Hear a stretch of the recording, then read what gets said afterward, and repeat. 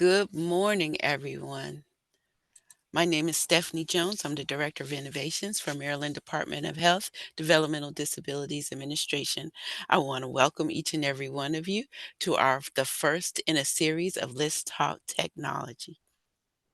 The Developmental Disability Administration is committed to promote person-centered accessibility technology as a cornerstone of the community support. In alignment with this vision, we are offering a three-part training series on practical smartphone use, empowering adults with disabilities and seniors to increase confidence, independence, social connectivity through their devices.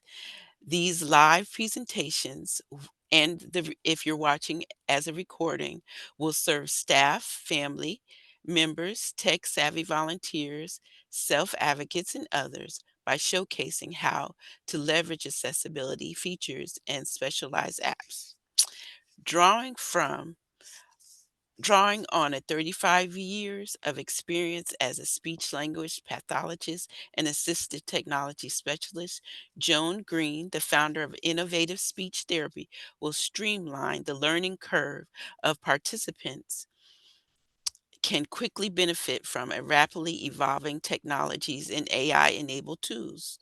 Smartphones are among the most impactful devices for fostering independence and community integration. By optimizing features and discovering alternative options, participants will learn how to enhance life at home, work, and in the community. So we welcome you to this series. A little bit of housekeeping. All accessibility tools have been turned on. You can find them at the bottom of your screen where it says AI Companion. So, without further ado, we introduce Joan Green. Thank you so much for having me, Stephanie. I'm so excited to be here today.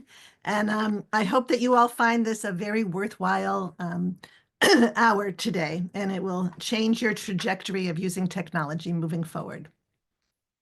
So we're, excuse me, we're here to talk about maximizing independence with smartphones.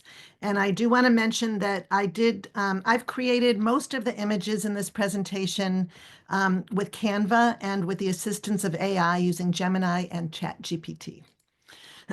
So this is for you. Welcome. You are a big group. We had about 300 people register. Right now, we have almost 50 people live. I know a lot of people are relying on the recording. But what I'd love for you to do right now is to enter in the chat where you're joining us from, what you do, why you're here. I think it's really important for us to get connected and to get to know each other. And I'm going to ask you to really try to focus in on me for the next hour and to learn as much as you possibly can. So turn on your do not disturb and close your other windows and really give this your full attention, and you'll be glad that you did. So, some of you are providers, caregivers. You may be an individual receiving services. You may be a family member, a lifelong learner, a tech novice, or a tech expert. So again, go ahead and introduce yourself in the chat. I'm going to see if hopefully that is all working. And I will be monitoring the chat and the questions and I know Stephanie's going to help with that. Yeah, But I also, so we have some Potomacs, a lot of people joining from Potomac. Eastern Steve, Shore. Great. So Mm. happy to have you all. And you do have the ability to private chat with each other. So if you see somebody you can direct message them if you want through the chat. It's good usually to have it go to everyone, because what I want you to do is, as I share information, let us know if you've tried something, how it went, if you had a stumbling block, if you know of another resource like that. And you can also, on the bottom in your Zoom menu, you can go to where it says more, and then you can go to reactions or react, and you can, give a thumbs up or a thumbs down or whatever. So the more that you actively participate and engage, the better, and we all benefit. And then you are able to save the chat if at the end with the three dots, you can save it and have that. But it'll also be in the Zoom recording. Okay, so let's learn from each other. Here are some of the goals for these 3 sessions. I hope to empower participants with a train the trainer approach. So a lot of you are people who help others. So I'm hoping that by today, you're going to have a lot of ideas moving forward to help people with adults with developmental disabilities, seniors, and yourself. And we're really focusing on the smartphone. So we're going to try to enhance communication and social connection. And I really want you to pay attention to the accessibility needs because there's so many great resources that a lot of people don't realize exist. And then in the third session, we're going to talk about promoting safety, organization, and self-reliance. So this is all about tech for success. Smartphones are one of the single most impactful tools for independence and community integration. I have an awful lot of information in these slides. You'll have access to all of these slides and all of the live links that you can save. So I'm not going to be covering in detail all of the information, but you'll have access to it. So tech can help overcome all kinds of challenges: reading and writing, speaking and understanding, getting around, loneliness, mental health, engagement, thinking. And today in the first session, we're going to be talking about communication essentials. So getting started, initial access and setup, audio and video calls, texting and contact. So that's the major focus for the next hour.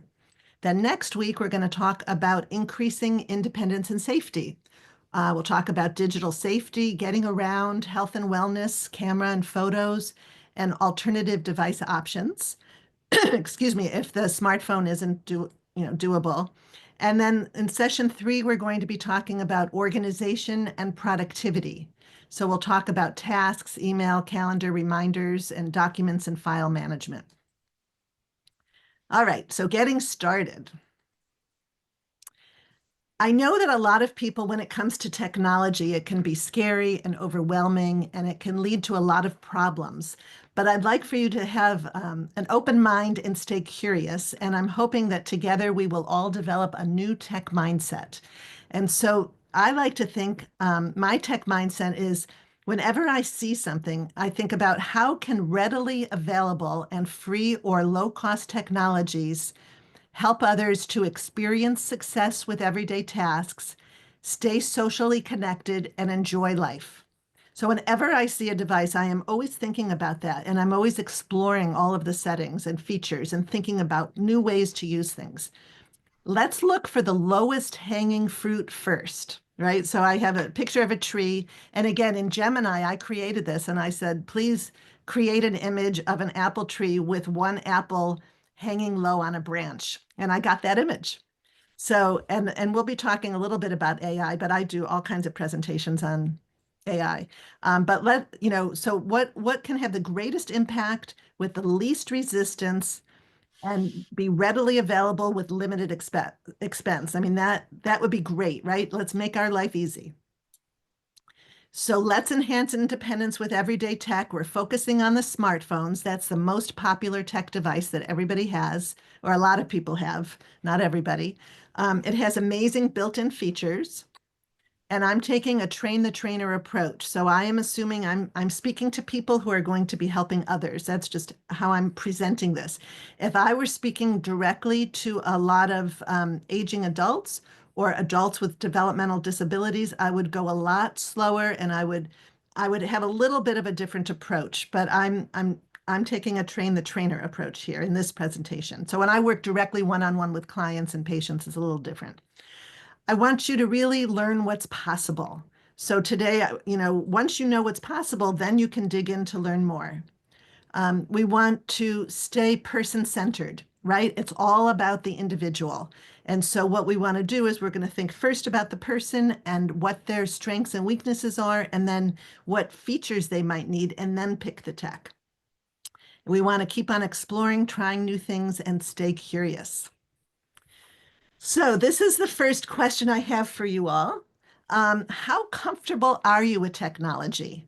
So in the chat, I want you to put a 1 if you think like tech is a burden, it's always changing, and if something can go wrong, it will. You need to seek out others for constant support and you avoid using tech whenever possible. And again, you don't have to put it into chat, but it's sort of helpful for me to see. Or 1 through 5, and 5 would be you enjoy exploring new ways to use tech. If there's a problem, you can usually figure out a solution, and others tend to come to you for help. You're sort of a leader in this. So I see, thanks for participating. I see we have a lot of 3s and 4s, a 2, um, a 5. So Mariam is a 5, and Stephen is 4.5, and Treve is a 5. So really look, if you recognize any of these names, the people with the 4s and the 5s, they are your go-to people, right? If I were with you in person, I would have them stand up and everybody look around, and because everybody has to have some people to go to for help.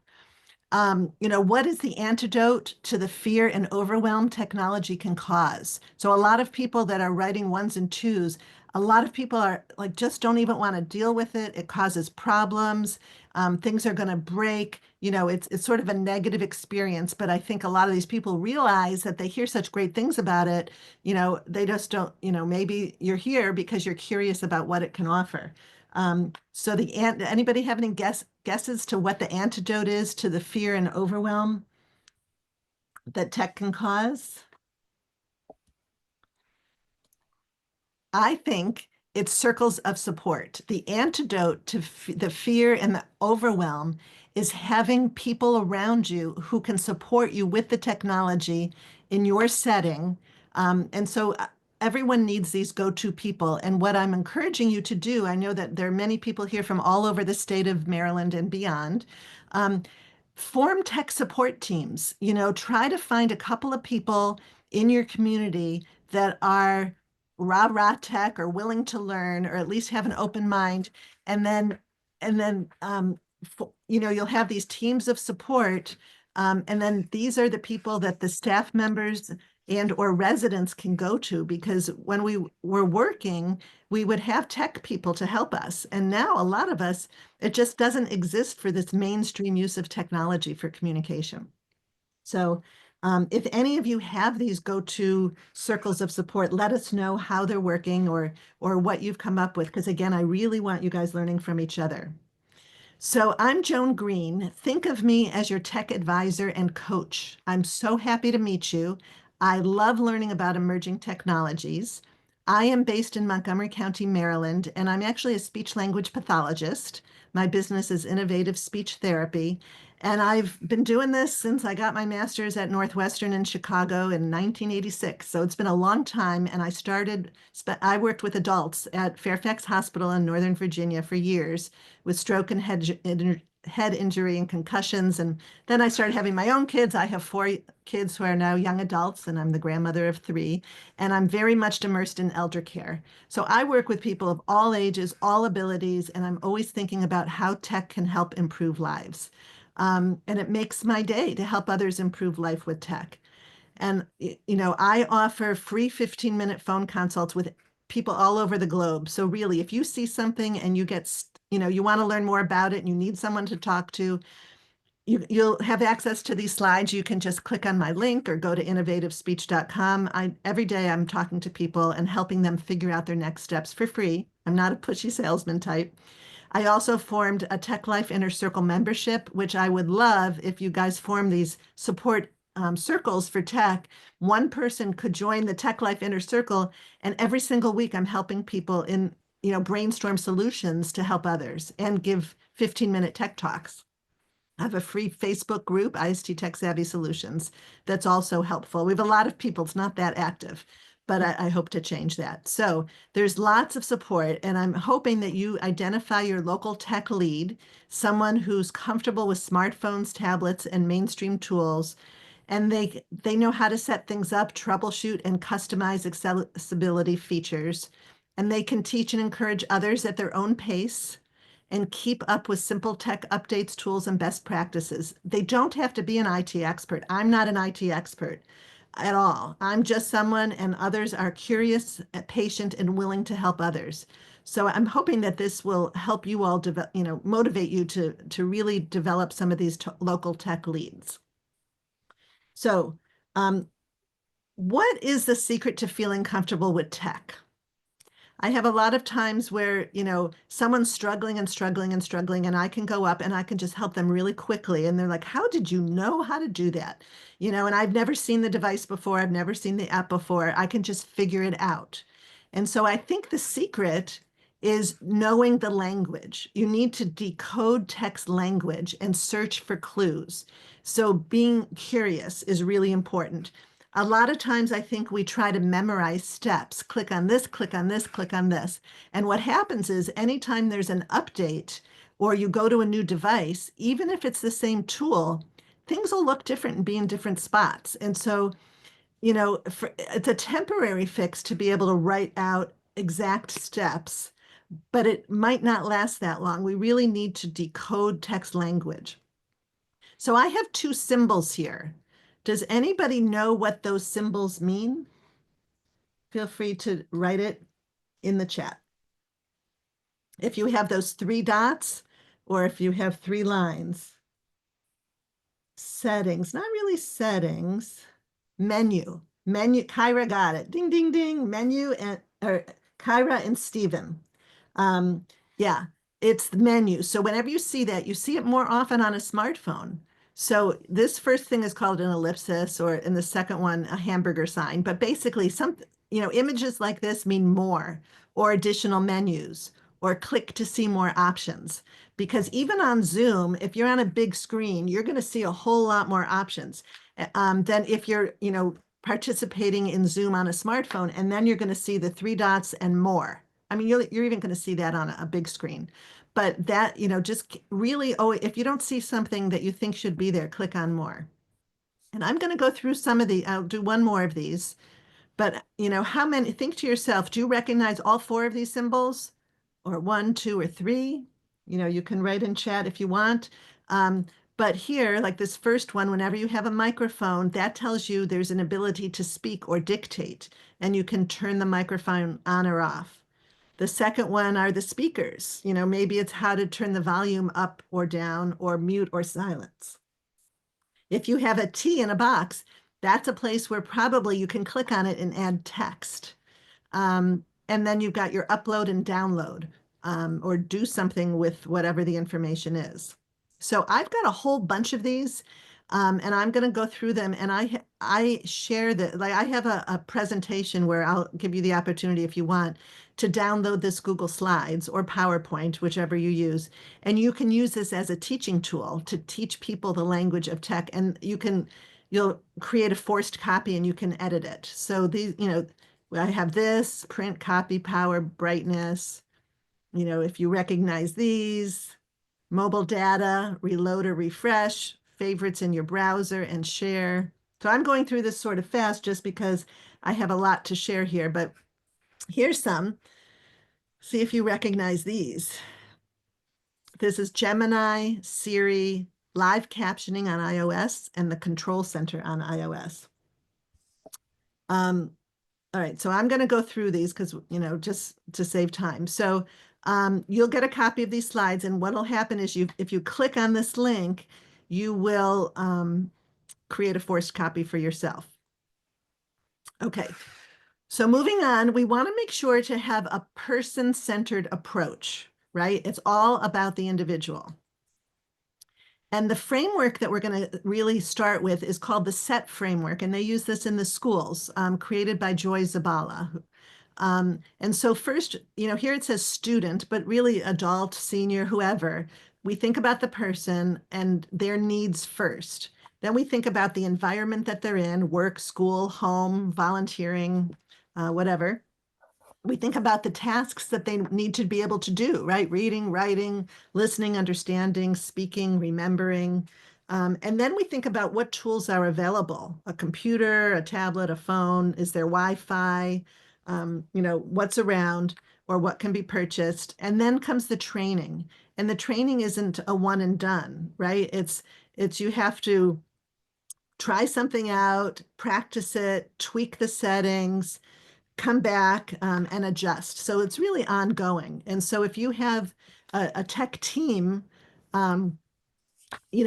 people can circle back at regular intervals because people's needs are constantly changing. So we want to set the stage for success and think about what does a user need and what are their pain points. If everything is going great, you might not need to use tech. We don't want to force it on people if everything is great. But maybe everything isn't so great. Maybe their life could be better if they had access and understood how to use certain tools. So, what barriers exist? What has worked and what hasn't with the phone, because we're focusing on the phone here. And has anyone tried to overcome the barriers and explore solutions? So let's think about different accessibility features. All right, so what I'm going to do is I'm going to go through some of these. Actually, I'm going to start with a live demo of my phone. And so what I'm going to do is I'm going to tell you, I'm going to stop the share. And then I'm going to reshare for those of you who do presentations. And in Zoom, I'm going to go to the advanced setting and iPhone AirPlay. And I'm going to share with that. And so now what's going to happen is I'm on my iPhone and I'm going to go to I'm going to do the display mode. And so I can share my exact phone. So I went to the screen mirroring feature of my iPhone, which is great because now I can show you exactly what I'm going to be doing here. So I have slides on this, but sometimes it sinks in better if you see it live. So I'm going to select settings. Sorry. Yeah, settings.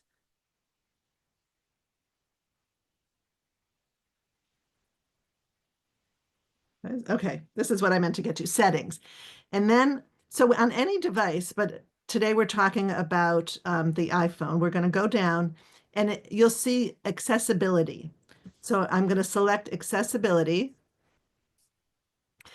And then, um, and then we're going to look at a few of these accessibility features. So let me know, when was the last time you looked at settings, really, on your computer, on your phones, on your tablets? There are so many amazing accessibility features. So it's split into categories. We have vision. So this top section is all about vision. So voiceover is something really good for people with really low vision and blindness. And so a lot of people think that that's just this, selecting text to speak out loud. And don't use voiceover for that because it really changes all the gestures. That's really for people with low vision.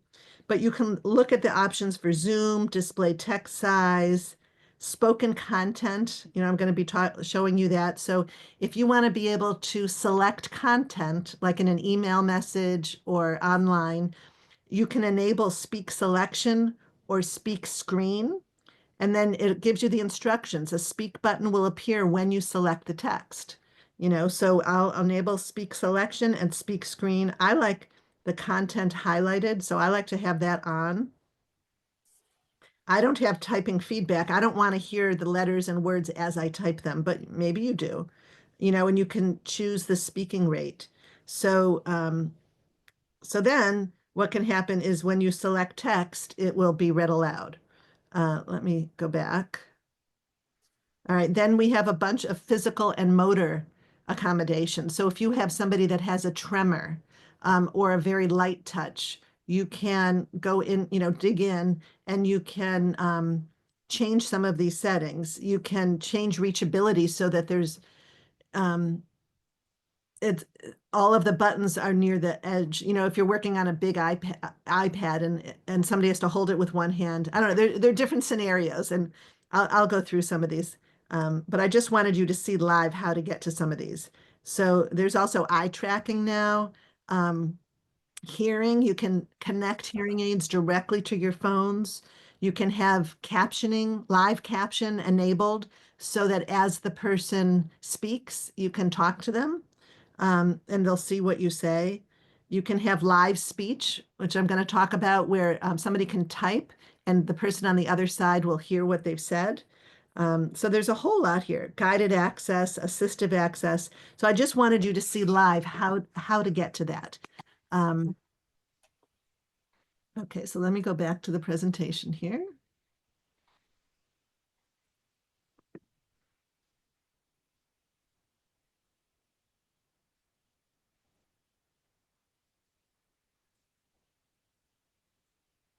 Okay. So I just showed you, all smartphones go, even if you're on an Android, go to the accessibility section and check it out.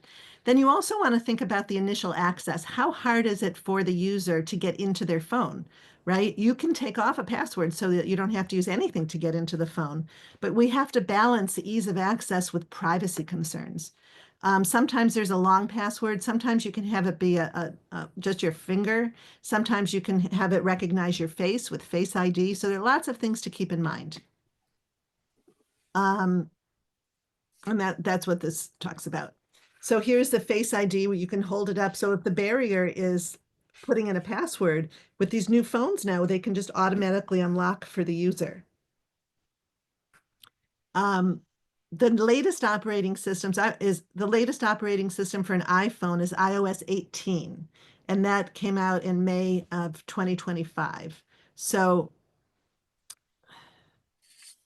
I think, a lot of the features that I'm going to tell you have to be able to use the latest operating system and have a iPhone 11 or later. So sometimes it's the operating system and sometimes it's the phone. So where we run into trouble sometimes when helping people is their phones are too old. But I'm still going to be showing you a lot of the latest stuff. Apple Intelligence is now included in iPhone 15 Pro and later.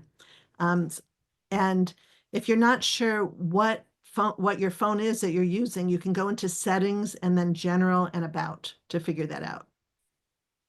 So Android phones, Android 15 came out in September of 2024, and that's the latest operating system. And there are different types of Android phones, so it's harder to speak about them because they're all a little different. We've got the Samsung Galaxy series, we've got the Google Pixel series, and so they're all a little bit different. And so again, you can go to settings and then about device, and then you can find out exactly what the person is using. And in the iPhone, I showed you this live, the accessibility is broken down into these different sections. And in Android accessibility, it's broken down into vision, hearing, interaction, and dexterity. And I see Kyra asked, does Apple have a tutorial video showing these features? Absolutely. Yeah. So let me I sort of skipped over that. But if you go into Apple accessibility right here, it's really good. And then you can go under iPhone and it'll show you, everything that's available in the iPhone. And you can see the features and it'll take you through all of these different features. So these companies have very good support. And Google, the same thing. If you have an Android phone or using the Google apps, you can go under the Google accessibility and really learn more about this. But just knowing, so for today, I want you just to know about what's possible. All right, let me skip ahead here. Okay, so now I have some scenarios to bring this to life. Leah is always frustrated using her phone. She tries to touch it and it just doesn't respond the way it should. Leah's my mom. She's got arthritis. And, a lot of older adults, when they touch it, just doesn't work right. So screens might not respond to touch because people tap too lightly or too quickly. A lot of people have really dry or cold fingers, so the skin conductivity isn't great. Maybe there's screen protectors or a case that interferes, or they're dirty or smudged screens, or there's reduced dexterity or support. And here you might want to try, you can either go into settings and accessibility and touch accommodations, or have them try to use a stylus. And so I often have a couple styli, I think you call it, with me because they have different sizes. You want to make sure that it's compatible with the phone or whatever device you're using, but it can really help improve accuracy and reduce frustration, as can these different touch accommodations. So you just got to play with it. Make sure the screen is clean, and some of the protectors might really make it worse, those screen protectors. More ideas to help with touch. You can enable visual or auditory feedback. So you can see a dot or a ripple when the screen is touched. You can adjust the tap duration or delay settings. And that's really helpful for people with slower or less accurate tapping. You can train with practice apps or games. So build confidence with tapping, dragging, swiping. Like sometimes I'll play solitaire or some simple games just to get the person used to moving things around, or popping balloons, popping bubbles, or all kinds of little apps. And then there are different simplified smartphone modes. So on an iPhone, there's something called guided access that's been around since iOS 6, where you can lock a user into an app. So if somebody is, they want to be working with something or reading, you know, the, a paper or doing something, they keep getting out by accident, or there's a behavior issue and you want them to stay in it, guided access is your best friend. I use that a lot when back when I did a lot of therapy with autistic clients, I would lock them in with guided access because they kept wanting to get out and do other things. And if there's an augmentative communication app, it's best practice to leave that in with guided access as a dedicated communication device for AAC, augmentative and alternative communication. Assistive access is relatively new. It came out with iOS 17, and it totally simplifies the use of the phone. And I believe I have a picture of that next. If you have a Samsung phone, there's an easy mode that's really great. Um, and there's a Pixel phone that has simple view. So, on your phone, look for the easy modes. This is assistive access that I used with my dad actually in the last 6 months of his life when he was having more cognitive problems, and the phone was just too complicated for him. And so I set this up. You just go to settings, accessibility, general, and set up assistive access. And then you pick the apps that are most important to the user. So I pick calls, messages, music, and camera, and they're redesigned to be larger and easier to use. A trusted supporter needs to know the password for the phone and the Apple ID. And you set up a separate password to get in and out of this assistive access. But I've worked a lot with developmentally delayed adults where they can't use the phone or it's been too complicated, and they've been very successful once it's set up this way because it's easier to use. Any questions? Okay, I think. There's no other questions. Okay, great. Mhm. All right, so let's talk phones. All right, how can we help improve the experience of audio and video calls? What are the individual's needs? We want to capitalize on their strengths and support areas of weakness. So if we're talking audio calls, maybe the person is inarticulate or inaudible and the other person can't understand them over the phone. Maybe they have apraxia, aphasia, dysarthria. You can tell I'm a speech pathologist, slurred speech, word retrieval problems. They just can't communicate fluently to express themselves. Maybe there's a hearing impairment. Maybe the person can't hear over the phone. Maybe they can't focus on the call. Maybe they have a hard time remembering what was said. Maybe they have a hard time actually calling the correct number. So there are lots of challenges for calls. So let's look at a couple of scenarios to bring this to life. Roberto has speech and voice issues. He can't type. He can type, but can't be understood due to vocal cord issues, as well as slurred speech. So what might we do? Feel free to put ideas in the chat, but I will keep going. I would consider live speech if he's using an iPhone. The feature enables users who are unable to speak aloud but can type. The ability to type using the speaker and in calls, what? The ability to, basically they type and then it's said aloud on the other end of the call. And you can also type in phrases and store them in categories for quick communication. So again, most of these things you have a link. So here you can click on it and see exactly how to use it. There's also something called personal voice. So a personal voice can be created if the user can read aloud 150 phrases. So I worked recently with a lovely young woman with cerebral palsy, and her voice was hard to understand. But people close to her could understand it, and so she couldn't do things like speech to text because the phone couldn't understand her. So we created a personal voice um, so that if she is using some of these other tools that will be reading, if she's going to use type to talk, it would then use it would sound like her voice talking. So, so that was really cool. You can create a personal voice instead of using the voice, a more robotic sounding voice or even one of the AI voices. This will sound like you. And then there are solutions for If somebody can't be understood very well, these are amazingly great resources that you might not know about. VoiceIt was developed in Israel.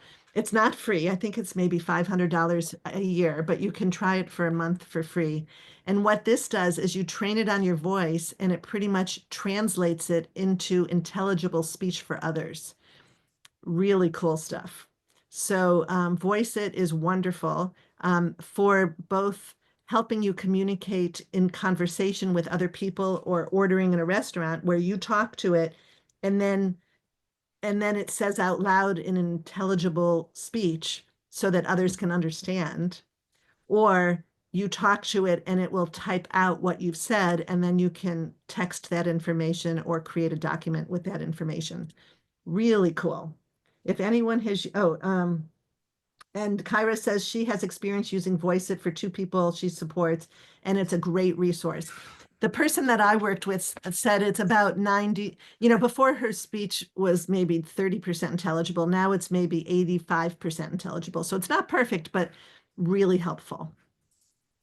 So it's definitely worth a try. Oh, and Project Relate, so if you go to this link, this is a Google Research project, and you can read about this. This is free, but you have to have an Android phone. And so you can train yourself through this, and people, I haven't used it personally, but I've heard wonderful things about it. And all these companies are getting together to really help, create these solutions. And then there's a whole world of AAC apps, which I'm not going to go into detail, but I did want to talk about them a little bit for, people that are nonverbal communicators. I think that a speech language pathologist should really do an assessment to see if there are more robust tools that maybe that person could benefit from. And so I put, they can be symbol-based AAC apps or text-based AAC apps, because we really never know what's within this person that we want to help, right? We can't assume that they don't have more to say. Maybe if we set them up with more supports, they would be able to. You never know. So I really like Speech Assistant AAC. If somebody is able to understand written words and to write some words, here's an image of it over here on the right. It's really inexpensive, maybe $20 or something, and it's very robust and it has a lot of great features. Sometimes we need simple based AAC apps like Proloquo to Go, Touch Chat, Lab Words for Life, Bridge AAC. There are a lot of them. And so they all have pros and cons. Joan, excuse me, can you explain AAC for those Uh, who can't read the screen, please? Sure. AAC up here at the top says augmentative and alternative communication. So these are tools and strategies that support people who have difficulty speaking or writing. So that's a whole field within speech therapy. There are some AAC specialists, but it used to be that you had to get these really expensive devices, for thousands and thousands of dollars. And now there are many apps that if people don't have really significant visual or dexterity problems, an app may be just fine. And so, that's another, and this is all about using the smartphone. So I wanted to put in a little something about AAC apps. I mean, it's probably better to have a bigger screen and use maybe an iPad or an Android tablet, but the phone is what most people have all of the time with them. And so there are some really great apps that you can use on the phone. Oh, so here I put the pros and cons. It's always available. It fits in your pocket, and you can customize it for different needs and languages. The cons is if you use it on a phone, it's a small screen. And for some people, you need a real dedicated communication device just for AAC that's helpful for people that have some mobility and visual challenges. All right, next scenario, difficulty hearing. Lila has a difficult time hearing what others say, especially when trying to talk on the phone or when there's background noise.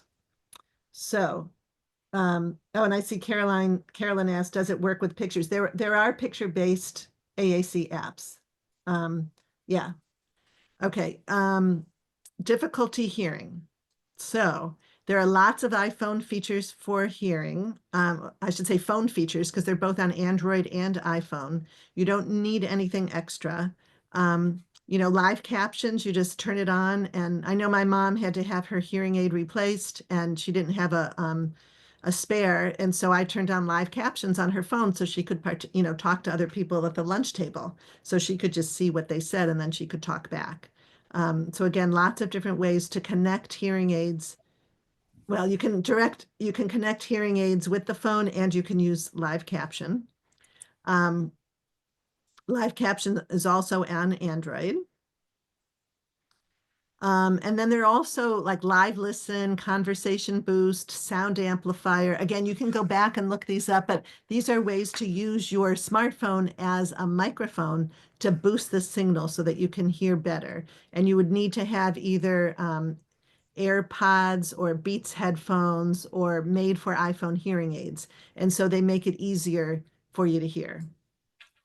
And if you don't have a phone that will work with some of these features for hearing, these are great apps that will work on any of the mobile devices or phones, Live Transcribe and Ava, that you can see big captions of what people say. All right, next topic is video calls.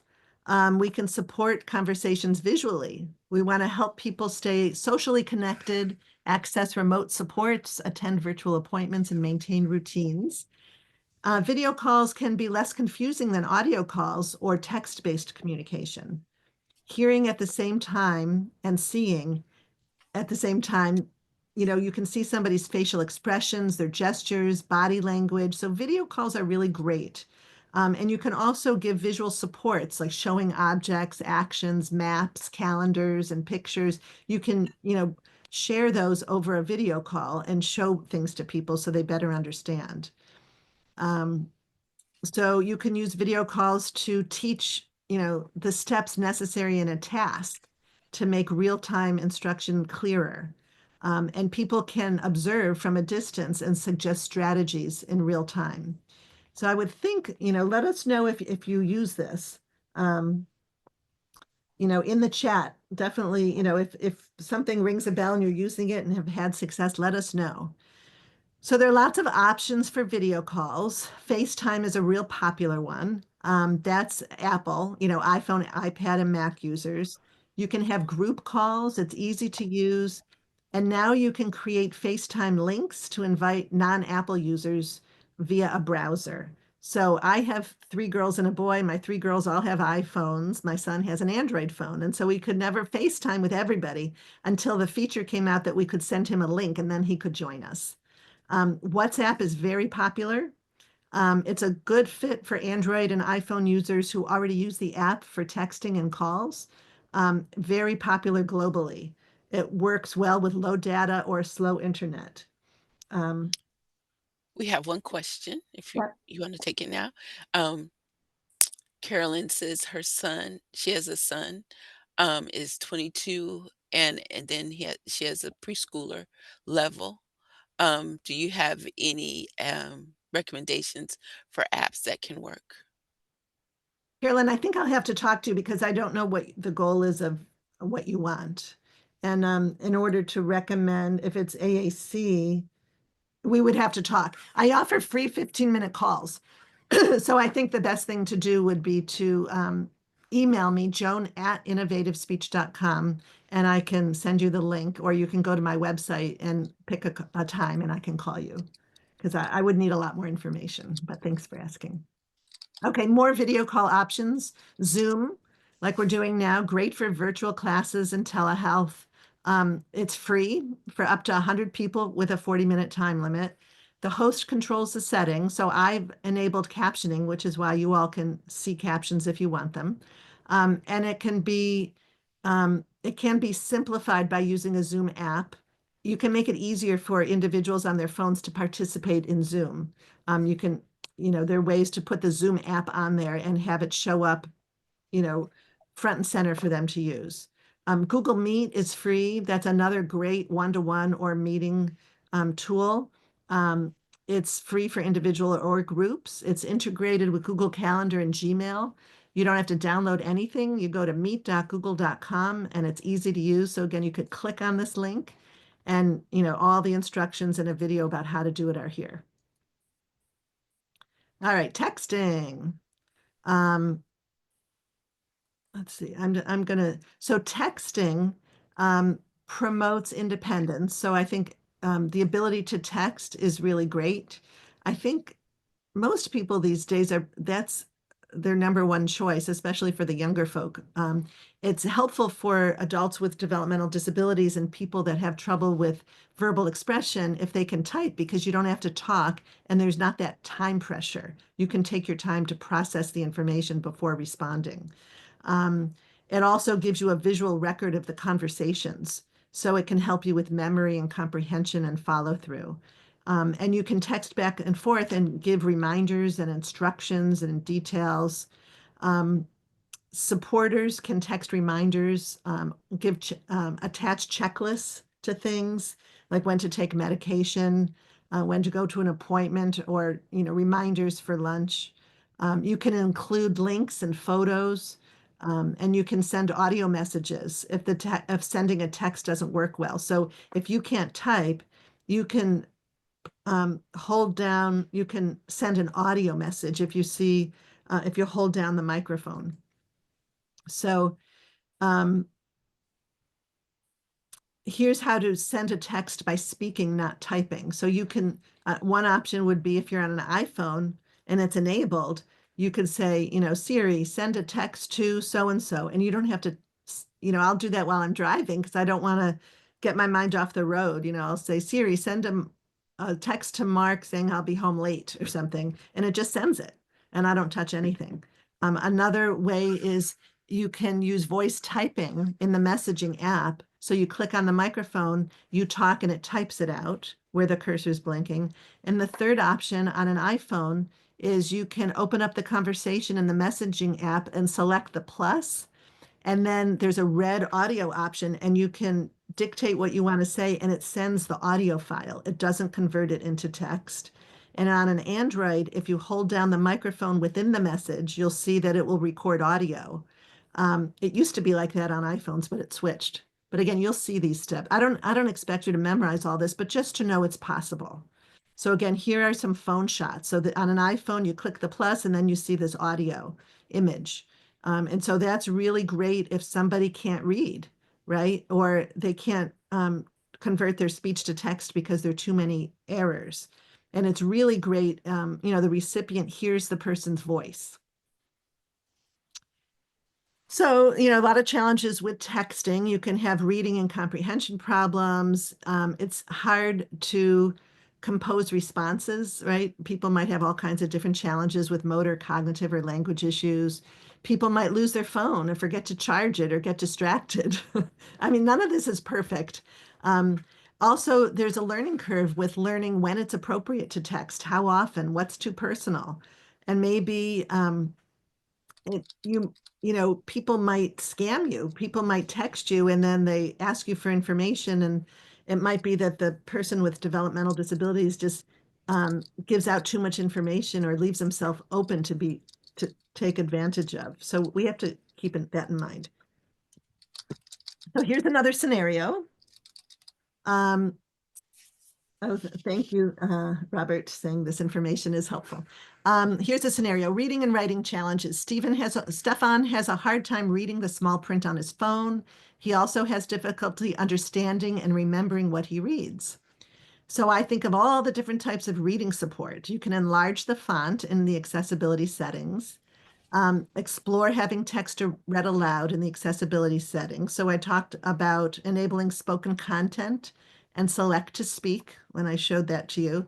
And, you know, it's called select to speak on both Android and iPhones. Beware of TalkBack on Android or VoiceOver on iPhones, because that's going to change all the gestures, because that's for people who are blind or have very low vision. So if that's you, if you are blind or have very low vision, it's a great thing. But if you're really just looking to have the text read aloud, that'll mess you up. So beware. And again, I put in screenshots so you see all the steps to click on. So here's the select to speak. All right, scenario: difficulty typing. Angelique has a hard time typing on the phone. She has poor dexterity and spelling problems. So that's when you think of speech to text. All smartphones have it. all smartphones can write what you say for free. It takes practice and requires clear speech and some edits. So here is just a screenshot um, of, find the microphone, click on the microphone, make sure the cursor's on the right spot, tap the microphone, speak clearly, tap again to stop dictating, and if it's not clear, try sending audio. So this one at the bottom is for the speech to text. This one up at the top here is to send audio. So there are two microphones. So that's a little bit confusing. That has changed. It used to be a little bit different. So the one at the bottom by the keyboard is for the speech to text. The one up at the top within the message where you're typing, the microphone will send the audio. All right, last section, contacts. How we use contacts. So think about all of the phones we're using have a contacts app or an address book. And so how can we use that as a provider or a parent or senior to help people with independence, memory, and communication? Feel free to write in the chat what you do. And let me show you, I'll do another live demo. Okay, so I'm going to stop the share and then I'm going to share again, go to advanced, iPhone AirPlay.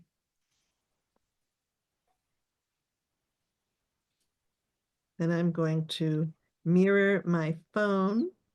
I'm saying this out loud for those of you who might want to do this because I just think it's really effective. Okay, so here's my phone.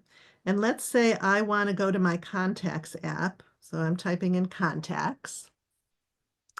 And I'm going to create a new contact.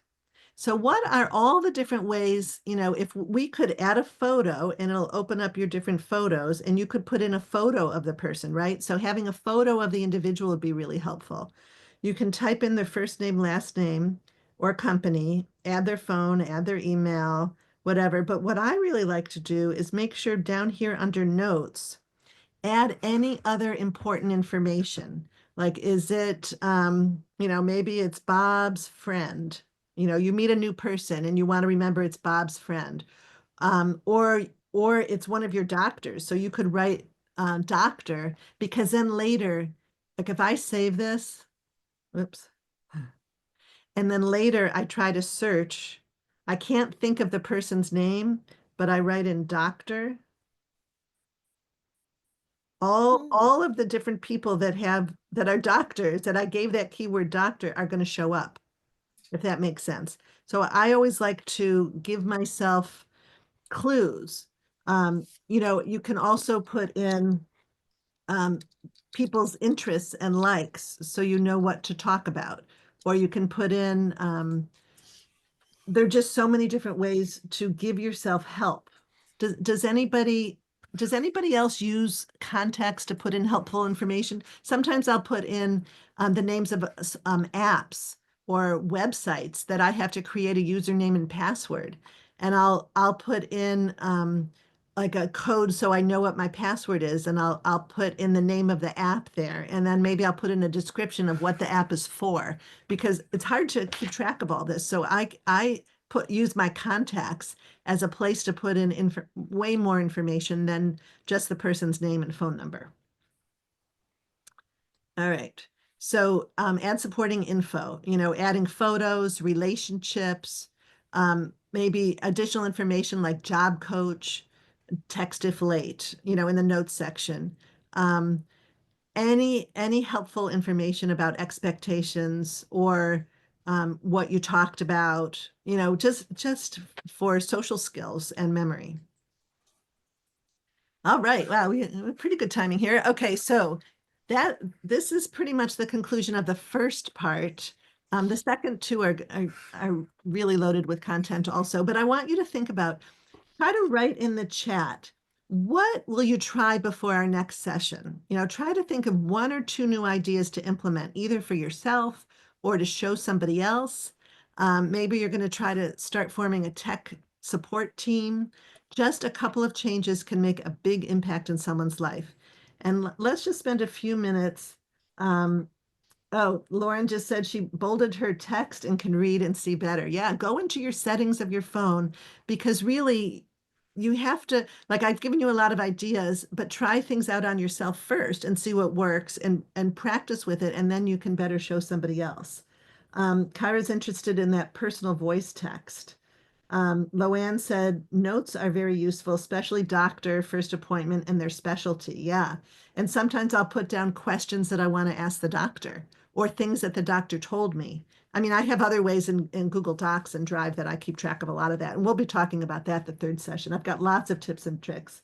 Rick talks about he has his house and cars in his contacts. I do too. I have my license plate number, all kinds of stuff.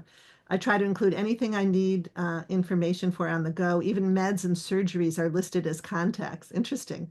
We're going to be talking about how to, where to put all the medications and medical history and all that. I think we're talking about that next week. Um, Let me see if there's anything else. There are no more questions. Just Or comments I like to mhm. see. Um, yeah. So that's it for today. Again, my email is joan@innovativespeech.com. Let me see. I thought that I I had, added it to the chat earlier, okay. your I'm email. just gonna put in the chat in 1 minute. I thought I had put in a QR code, but I didn't see it there so that you guys could get a copy of the slides. So, because you don't have those. So I'm gonna give that to you in a moment so you can access that. Or maybe I'll also email it to everybody, but let me just um, get this for you. So while Joan is working on that, I want to thank everyone for coming and for your time. And I hope that you join us again next week on the 21st for part two. I think we got a lot of great information today. Thank you, Joan, so much. As a person who is a caregiver for her aging adult, I can't wait to get home and practice all this on her telephone and see what I could get her to do even better. So I want And to I thank just put it in the chat. So if you click on that link, um, you'll be able to get a copy of all these slides and links. And if for some reason it doesn't work, just email me, joan@innovativespeech.com, and I'll email it to you. Um, and that should work. And I look forward to next week. I have a lot of information for the next two sessions to share.